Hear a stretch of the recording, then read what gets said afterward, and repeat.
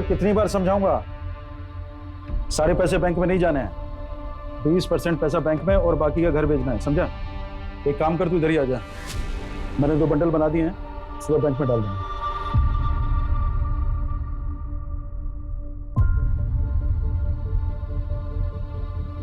Sir, खाने का कुछ ऑर्डर है आपका? क्योंकि 5 मिनट में किचन क्लोज हो रहा है। मैं किसी का वेट कर रहा था। ड्रिंक्स तो मिलेगा ना? हाँ सर, वो मिलेगा। अच्छा, तुम्हारी बेटी की किडनी का ऑपरेशन होना था, क्या हुआ उसका? अभी नहीं हुआ सर, थोड़ा सा पैसे कम पड़ रहे हैं। कितने कम पड़ रहे हैं? सर, वो ऑपरेशन के लिए 50,000 रुपए कम पड़ रहे हैं। मैं 50,000 अभी भेजता हूँ, सबसे पहले ऑपरेशन कराओ, ठीक है? और जरूरत पड़ेगी तो मांग लेना। नंबर बोलो।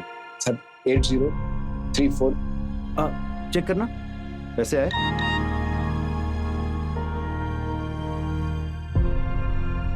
Thank you sir. अरे बस बस बस, ठीक है चलो।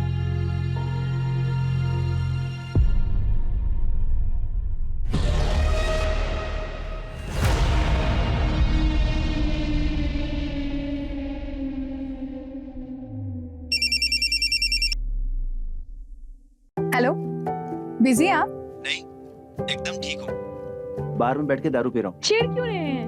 अरे रूपाली, मैं चिढ़ नहीं रहा हूँ, सच कह रहा हूँ। जिससे मिलने आया था वो अभी तक आया नहीं। ओ, अच्छा, निशा आपसे बात करना चाहती है। अरे आके बात करता हूँ ना, मर थोड़ी रहा हूँ। अरे क्यों करते हैं आप? देखिए, हमेशा मजाक अच्छा नहीं लगता। सॉरी बाबा, सॉरी। चलो निशा को फोन दो। हेलो पापा, आप कब घर आओगे? मुझे स्टोरी सुनना है। बेटा, आपको मम्मा स्टोरी सुनाएंगी, ठीक है? पापा को आने में देरी हो जाएगी, आप खाना खा के सो जाइए। ठीक है, निशा लव्स यू। पापा लव्स यू टू बेटा। Good night.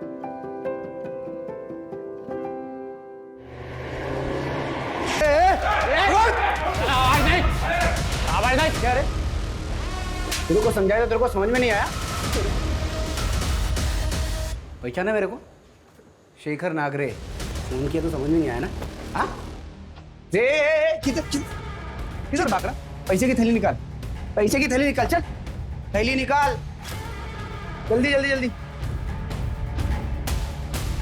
दूसरी थैली भी निकाल, दूसरी थैली भी निकाल, जल्दी निकाल। उसका बैग भी उठाओ। नहीं, मेरे पास कुछ नहीं है। एक कस्टमर से पैसा मत लो, मैं दे रहा हूँ ना पैसा। मेरे को आना पड़ा ना इधर, जुर्माना, पैसा डबल। कस्टमर सेटिस्फेक्शन के बारे में तेरे को पहला सोचना मांगता था, लेट हो गया रहती।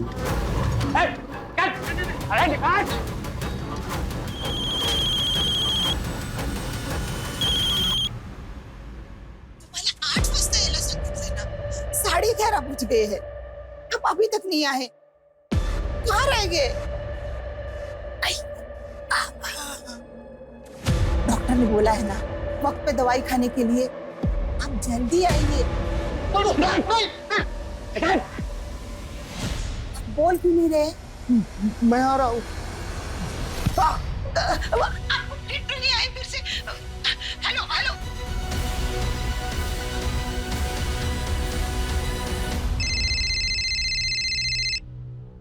हेलो, क्या? कौन से बार में?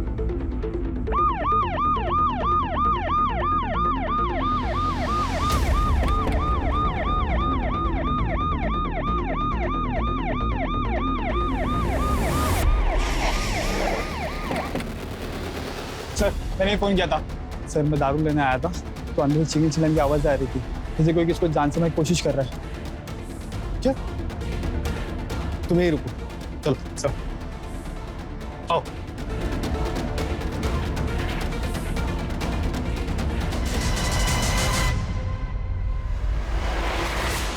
अरे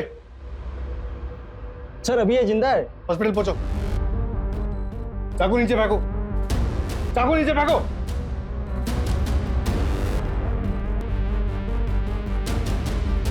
और चल, क्या नाम है आपका? कहाँ रहते हो? अरे क्या नाम है? बैठो, बैठ जाओ।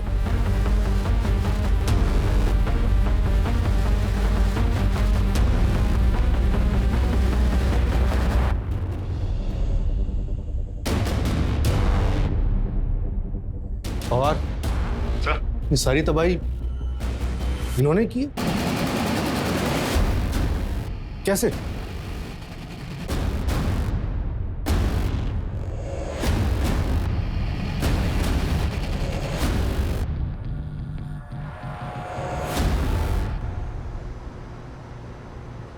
ओहो, फोन में बैटरी नहीं है।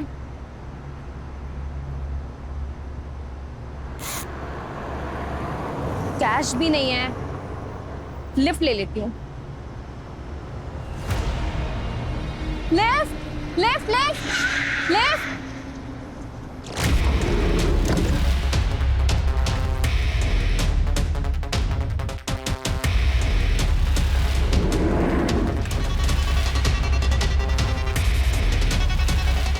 नहीं नहीं, कौन हो आप लोग? कौन हो आप लोग? मुझे यहाँ क्यों लेके आए हो? मुझे जाने दो, मैंने क्या किया है? सर, श्रीकांत जोशी नाम है, इसके अलावा और कुछ नहीं बोल रहा। हमने मरहम पट्टी करवा दी। सवाल यह है कि इतने बुजुर्ग आदमी ये सब कुछ किया कैसे हो? सर पे चोट का भी निशान है, तो शायद हाथापाई में लगी हुई। सर, मर्डर वेपन पे श्रीकांत जोशी की उंगलियों के निशान भी तो हैं। मतलब ओपन एंड शट केस है सर। सर कहाँ है मेरे पति? किसने मारा है उन्हें?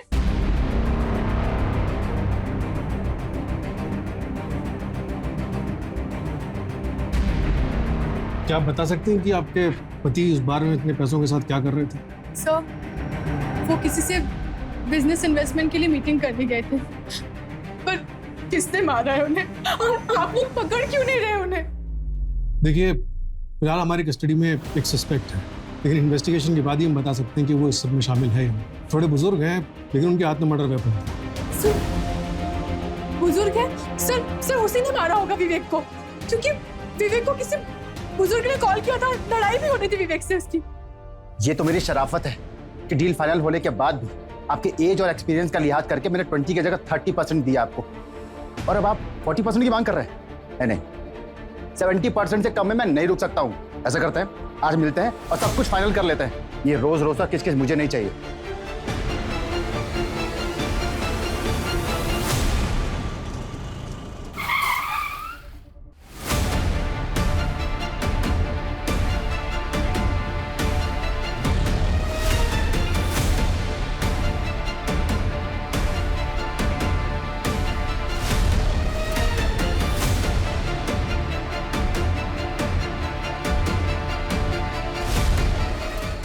फिलहाल सर्कमस्टेंशियल एविडेंस तो श्रीकांत जोशी के खिलाफ है।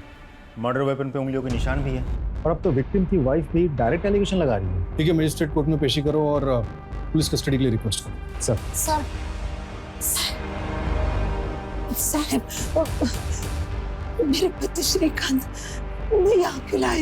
एक बार में मर्डर हुआ, उनके हाथ में मर्डर वेपन मिला है, प्राइम सस्पेक्ट है मामला। साहब, आप लोग कुछ भी बोल रहे हैं। उनकी उम्र तो देखो। आपको कुछ गलत फहमी हुई है।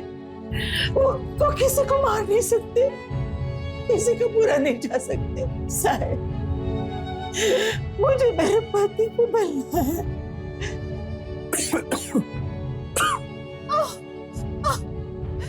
अब ठीक तो है।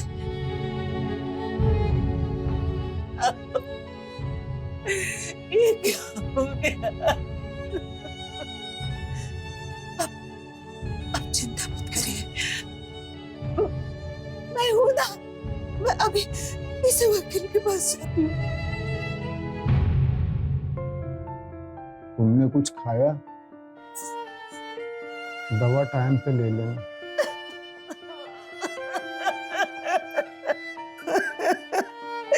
ये क्या हो गया? क्या हुआ था कल रात? किसने किया ये सब? श्रीकांत जोशी ने? कौन श्रीकांत जोशी? ये सब तो उसने किया है, वो शेखर, गैंगस्टर शेखर नागरे। 3 दिन पहले धमकी भरा फोन किया था उसने। बहुत नसीब वाला है रे तू। तेरी बाई को अभी भी एकदम पटाखा लगती है। और वो तेरी छोकरी इधर एफसी रोड में पड़ती है ना? एकदम फुलझड़ी लगती है। देखो मेरी फैमिली को बीच में मत लाओ, साफ साफ बोलो क्या चाहिए। बहुत समझदार है तू, सीधा मुद्दे पे आया। रोकड़ा चाहिए मेरे को रोकड़ा दे, तेरी फुलझड़ी और तेरी पटाखा दोनों सेफ रहेंगे, मेरा प्रोटेक्शन मिलेगा दोनों को। कितना? 2 पेटी। 2 पेटी? अबे एड़े, 2 पेटी मतलब तुम 3 लोग हैं ना, तो 2 2 2 6 हुआ। अबे लोड मत ले तू, राउंड फिगर 5 कर दे चल।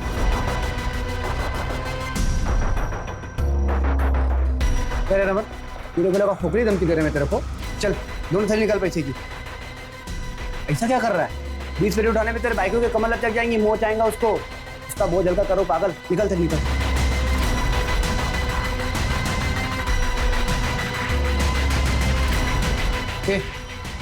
उसका बैग भी उठाओ।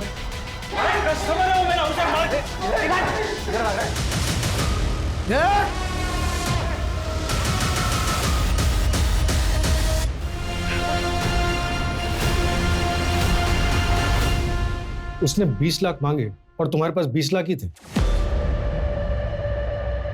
हाँ। इतनी करेक्ट इन्फॉर्मेशन तो बिना इनसाइडर जॉब के पॉसिबल नहीं है। क्या लगता है तुम्हारा कोई स्टाफ वाला इन्वॉल्व है इस सब में? नहीं, मुझे ऐसे नहीं लगता सर। मेरा सारा स्टाफ बहुत लॉयल है मेरे साथ, सालों से काम कर रहा है। खरे, जैसे में विवेक की लाश मिली थी ठीक वैसे लेट जाओ सर। यहाँ पे हमें रमन शेट्टी मिला था, इधर बैठ जाओ।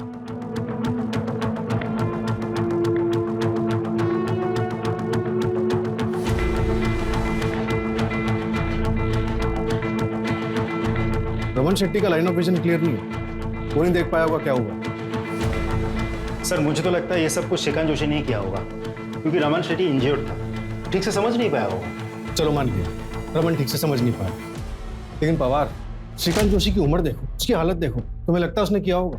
जैसे आपको लग रहा है कि वो बूढ़े आदमी है, बुजुर्ग है, इस एज में इतना सब कुछ कैसे कर पाएंगे, एग्जैक्टली उसी थॉट प्रोसेस से रमन शेट्टी ने भी क्राइम सीन को जज किया होगा।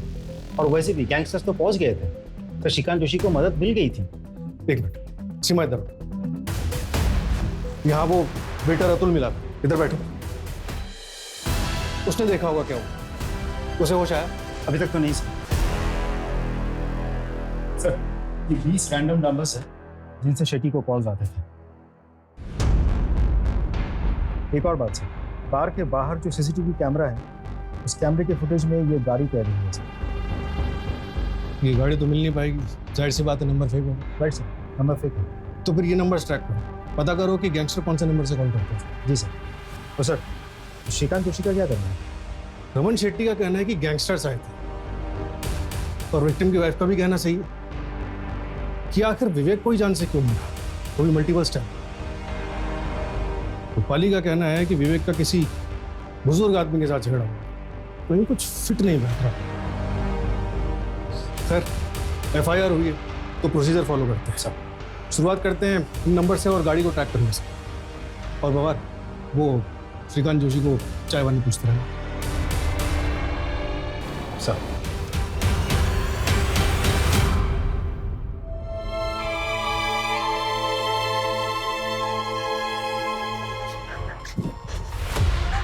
कौन हो आप लोग? प्लीज मुझे जाने दो यहाँ से।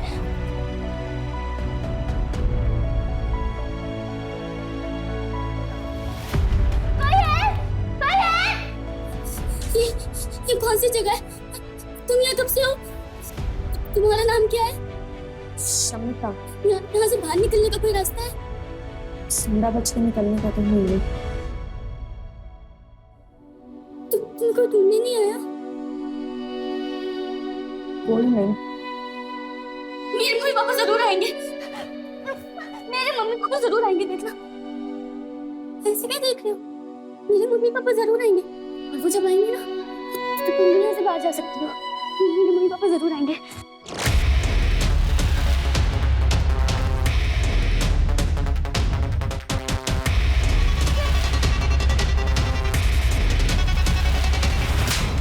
शमिता, शमिता, आप लोगों से गलती हुई है। माझा नवरा असं नाही करू शकत, वो इस हालत में है ही नहीं।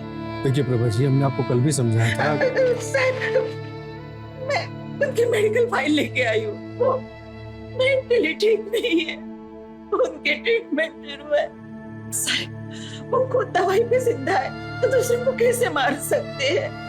वो बहुत कमजोर है, खड़े खड़े गिर जाते हैं और हड्डियां टूट जाती है। वो एक चिट्ठी को नहीं मार सकते हैं, इंसान को कैसे मार सकते? देख लीजिए ना, उनकी फाइल देख लीजिए। सर, माझ्या नवऱ्याने काही नाही हो केलंय, खरंच सांगते काही नाही केलं त्यांनी। माझ्या नवऱ्यासाठी जेवण और दवाई लेके आई हूँ, प्लीज सीने दीजिए उनको। अच्छा शांत हो जाइए। सीमा, मेरा मिलवा दो।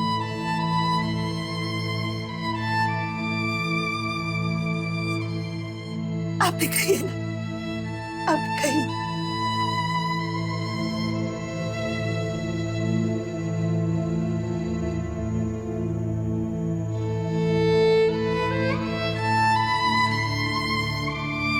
आप कहिए।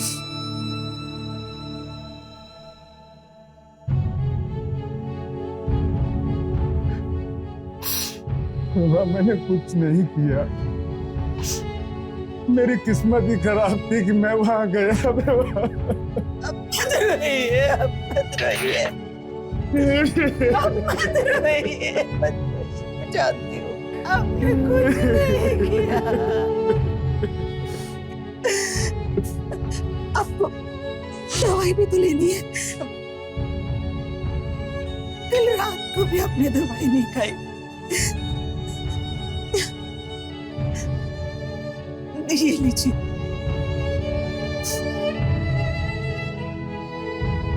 दवाई लीजिए।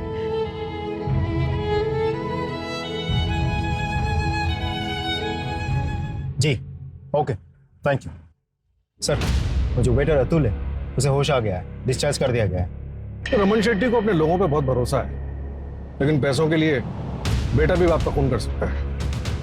सर, किचन क्लोज हो चुका था, एक और वेटर था, वो भी चला गया था। सर, मैं अतुल का बैकग्राउंड निकालता हूँ।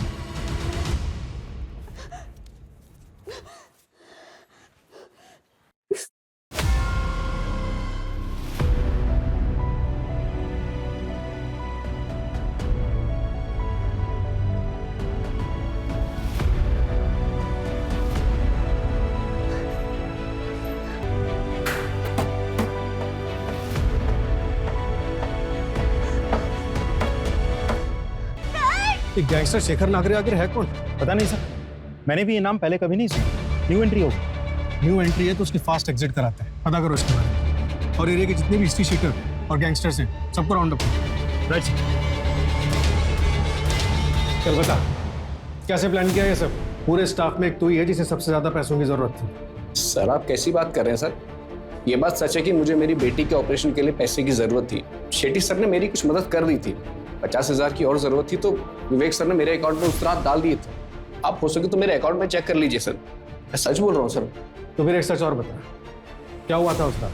क्या वो बुजुर्ग आदमी श्रीकांत जोशी ने विवेक को चाकू मारा था? बुजुर्ग आदमी? हाँ सर, एक कस्टमर था सर। सर उसको तो खुद गैंगस्टर लोगों ने पीट दिया था।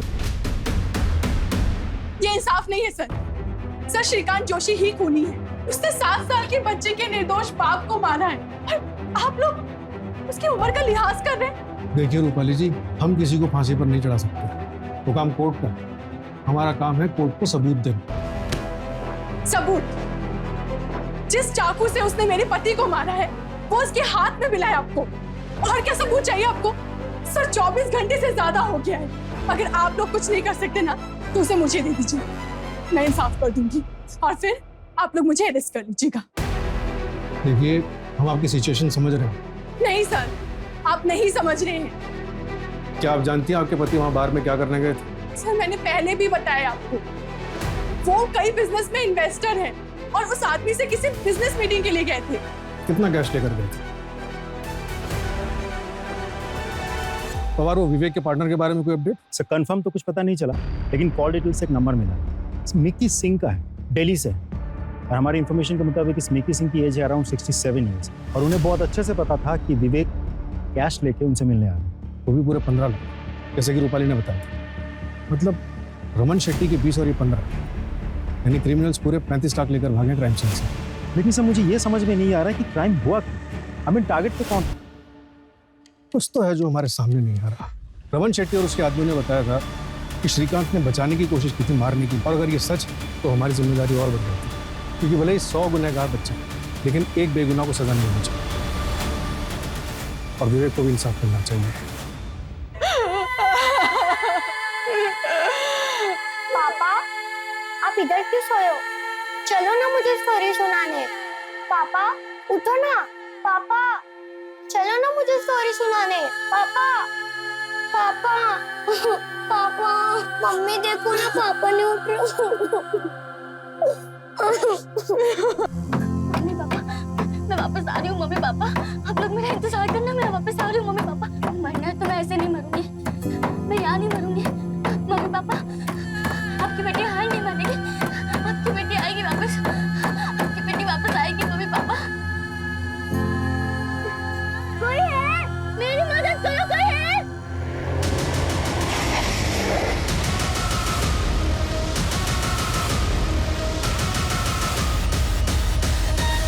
I love you. I love you too. तो आज शाम मिले, तुम्हें देखे बिना कितने दिन हो गए। Okay. I will call. Be ready. I'm always ready. I love you. Love you too. Bye.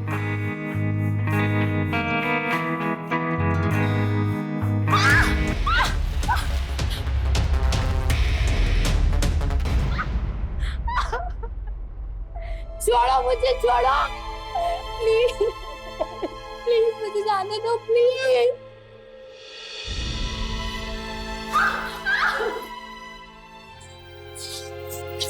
ये तो बस शुरुआत है। एक बार यहाँ जो आ जाता है उसे ये लोग जाने नहीं देते, ना मुझे और ना मुझसे पहले वाले को। तुमसे पहले भी यहाँ पर कोई थी, कहाँ है वो? जान से मार डाला उसे, लेकिन मुझे नहीं मार पाएंगे। मेरे मम्मी पापा मुझे ढूंढने के लिए चलेंगे।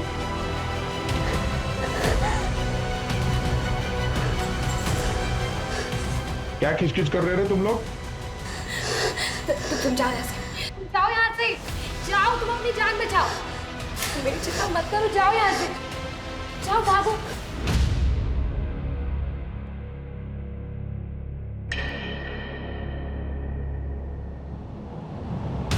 वो कहाँ गई दूसरी लड़की? बोल दूसरी लड़की कहाँ गई? मुझे नहीं पता भाई, लगता है यहाँ से भाग गई।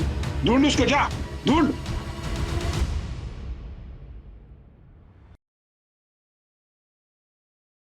माल पहुंचा दिया।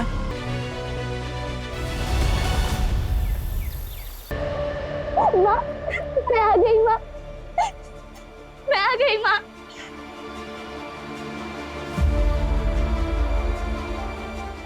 पापा मैं आ गई। पापा माँ माँ पता है मैंने आप लोगों को कितना मिस किया। मुझे तो लगा नहीं कि मैं आपसे दोबारा कभी मिल पाऊंगी। नैना कहाँ थी तू इतने दिन? तुझे पता है मोहल्ले में सब लोग तेरे बारे में क्या कहते थे? क्या? यही कि तू धंधा। छी, मुझे बोलते हुए भी शर्म आती है। माँ लोग तो कुछ भी कहेंगे, आपने कैसे मान लिया? पापा पता है मेरे साथ क्या क्या हुआ? मेरा किडनैप हुआ और पापा मैं बहुत मुश्किल से बच के भागी हूँ वहां से। वो लोग बहुत खतरनाक थे पापा, सच में। इतने खतरनाक थे वो लोग, तो तू जिंदा कैसे बच के आ गई? अरे वही मर जाती तो बेहतर होता। पापा वो क्या बोल रहे हैं पापा? अपने भाई बहनों के बारे में भी नहीं सोचा? क्या मुंह दिखाएंगे दुनिया को?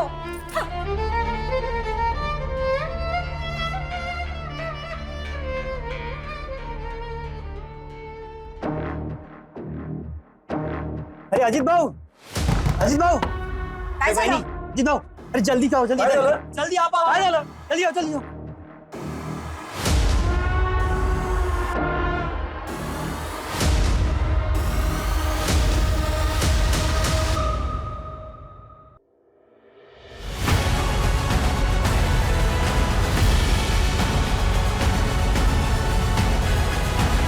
श्रीकांत जोशी को मैं अच्छी तरह से जानता हूँ, क्योंकि पिछले 1 साल से मैं ही उनका ट्रीटमेंट कर रहा हूँ। ये रही उनकी फाइल। श्रीकांत जी मेंटली और फिजिकली बहुत वीक है और डिप्रेशन में भी है। उनकी बोन्स बहुत वीक हो गई हैं। उनकी बॉडी में विटामिन की बहुत कमी है। कोई भी डॉक्टर उन्हें देखकर ये नहीं कह सकता कि इस कंडीशन का पेशेंट कोई क्राइम कर सकता है। मैं भी आपकी तसल्ली के लिए मैं उनका हेल्थ सर्टिफिकेट बना के दे सकता हूँ। रूपाली जी, हमें एफआईआर चेंज करना पड़ा। हम गलत आदमी पे शक कर रहे थे। श्रीकांत जोशी के खिलाफ हमारे पास कोई सबूत नहीं, हमें उन्हें छोड़ना पड़ेगा। तो सर श्रीकांत ने नहीं माना तो किसने माना? फिलहाल हमारा शक गैंगस्टर शेखर नागरे पर है।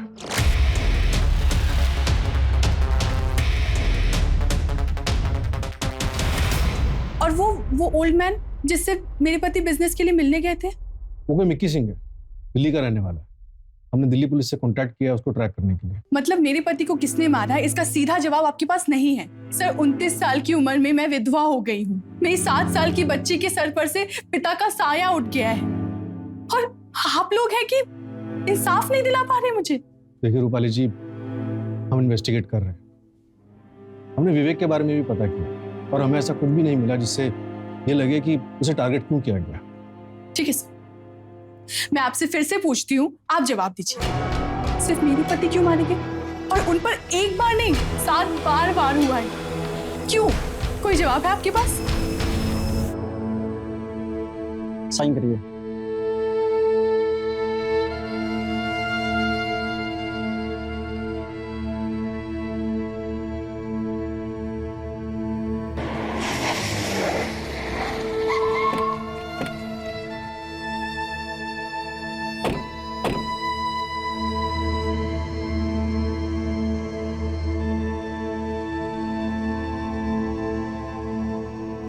आप लोग रुकिए।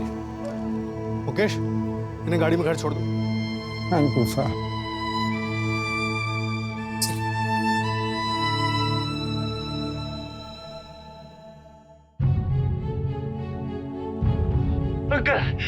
मेरी बीवी है, मेरी बेटी है।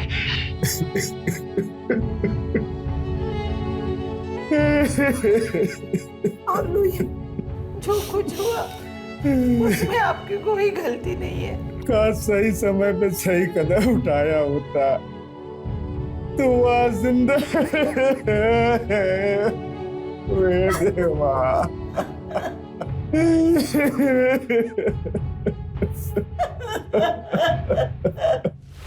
नमस्कार साहब। कौन बोल रहा है? बस क्या साहब, जिसको तुम ढूंढ रहे हो सामने से फोन किया तो पहचानते नहीं क्या? शेखर नागरे। हाँ, तो अभी एक मुद्दे की बात सुनो साहब। मेरा पीछा करना बंद कर दो, मैं तुम्हारे हाथ नहीं आने का। और अगर तुमको पकड़ना ही है ना तो शेट्टी के पीछे जाओ। 1 नंबर 2 नंबर बहुत पैसे उसके पास। और रहा सवाल उस विवेक का, तो उसके बारे में अफसोस करना बंद करो। कोई दूध का धुला नहीं था वो। क्या मतलब? साफ साफ बोल। साफ साफ तो बोल रहा हूँ सर। चलो ठीक है, और साफ साफ बोलते मैं तुम्हारे। क्या है ना, मेरा पीछा करना बंद कर दो। मैं तो वैसे भी देश के बाहर जा रहा हूँ। मैं तो देश के बाहर चला जाऊँगा, लेकिन तो अपनी फैमिली के बारे में सोच। वो तो इधर ही रहने वाले ना। ए शेखर, जो कुछ भी नाम है तेरा, मरना है तेरे को डर नहीं लगता? हाँ, तेरी फैमिली की तरफ आंख उठा के भी देखा ना तो उधर ही ठोक डालूंगा तुझे। तेरी लाश भी नहीं मिलेगी तेरी फैमिली को। अपना यूएसपी तो यही है ना साहब, अपने कोई फैमिली नहीं है। और वैसे भी फैमिली ना कमजोरी होती है, पर तुम अपनी फैमिली के बारे में सोचना। हाँ, सब पता नहीं दिलेर है या बेवकूफ। बेवकूफ है। दिलेर होता तो हमारी जगह पर होता। नंबर ट्रैक पे डालो उसको। सर,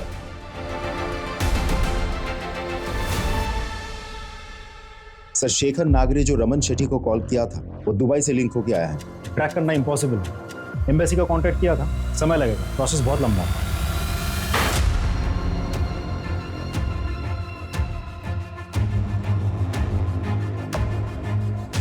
कदम सर, ये विवेक आप्टे मर्डर केस की फाइल है। इसे बाकी के कोल्ड केसेस के फाइल के साथ रख दो। Cold case? हाँ, क्या कर सकते हैं जब तक गैंगस्टर शेखर नागरे पकड़ा नहीं जाता। Sir,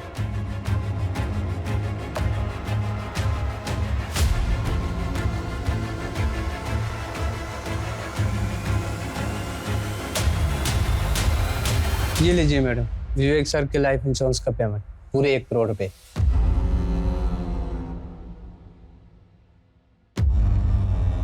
thank you.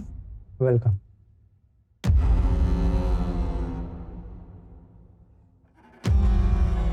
Hello, next week Mumbai shift होना है जी, पैकर से चाहिए।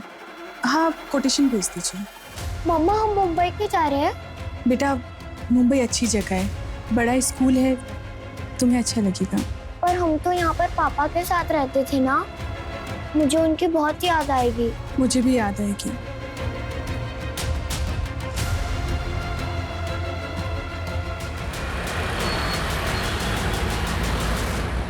सर, 6 महीने पहले विवेक अपने मर्डर केस याद है आपको, जो रमन शेट्टी बार एंड रेस्टोरेंट में हुआ था? कैसे बोल सकता हूँ, मेरे करियर का इकलौता अनसॉल्व कैसे हुआ? लेकिन सर वो दूसरे शहर में शिफ्ट हो गए, जहाँ से एग्जैक्टली वो बिलोंग करते थे। कौन सा शहर? सर मैंने नागपुर में पता किया है, तो सबके बीच कनेक्शन मिला है।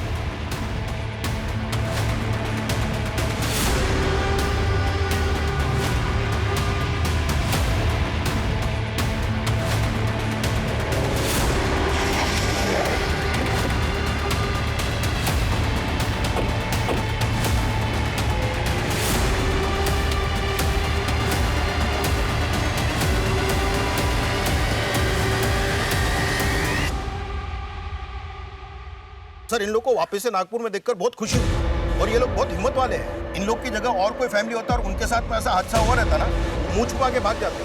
नागपुर में कभी नहीं आते वापस आप। हादसा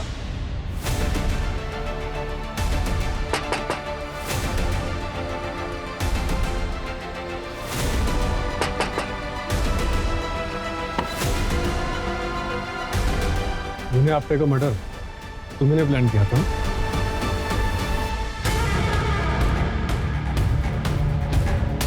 हट रे। अतुल को भी मार। चल अभी आ जा, अभी मुझे मार।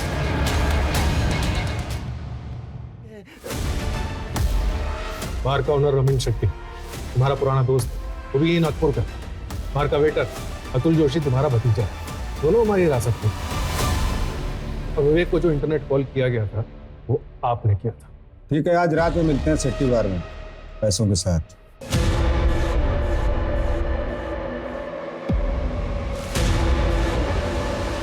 और ये सब आपने अपनी बेटी कविता के लिए?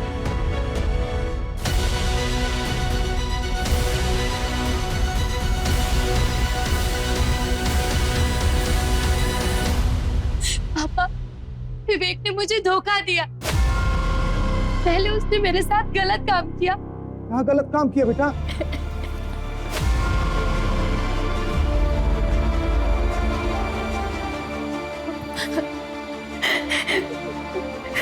देखो कविता, तुम्हारे साथ जो कुछ भी हुआ उससे भूल जाओ। मैं तुमसे बहुत प्यार करता हूँ, शादी करना चाहता हूँ तुमसे। पहले तुमने मुझे अपने प्यार के जाल में फंसाया, फिर तुम धोखे से मुझे यहाँ ले आए और फिर मेरे साथ जबरदस्ती की, और अब फिर तुम मुझसे शादी की बात कर रहे हो। क्यों करूं मैं तुमसे शादी? ताकि तुम यहाँ से जिंदा बच के जा सको, तुम और तुम्हारे माँ बाप समाज में सर उठा के जी सके।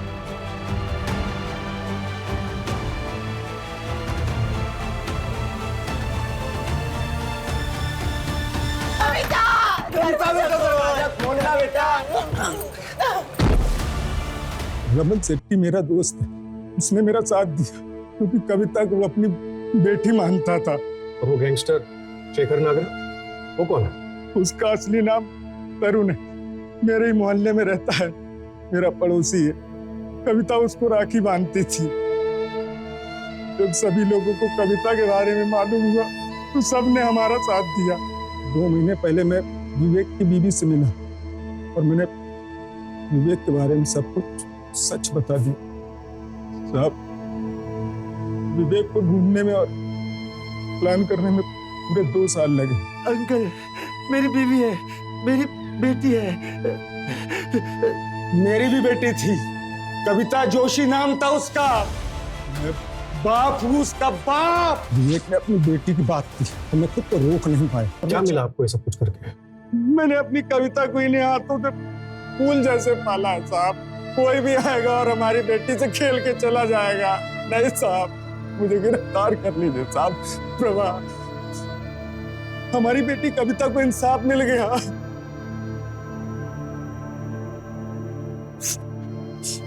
बेटा कविता, मैंने तेरे गुनाहगारों को सजा दे दी। अब तो तू खुश है ना? ये कहानी थी रेप अक्यूज विवेक की, जो मरने के बाद भी समाज की नजरों में विक्टिम बना रहा। ये कहानी थी रेप विक्टिम कविता की, जिसने ना सिर्फ अपने बलात्कारी को माफ किया, बल्कि आंख मूंदकर दोबारा ऐसा फैसला लिया जिसके चलते उसे अपनी जान गंवानी पड़ी।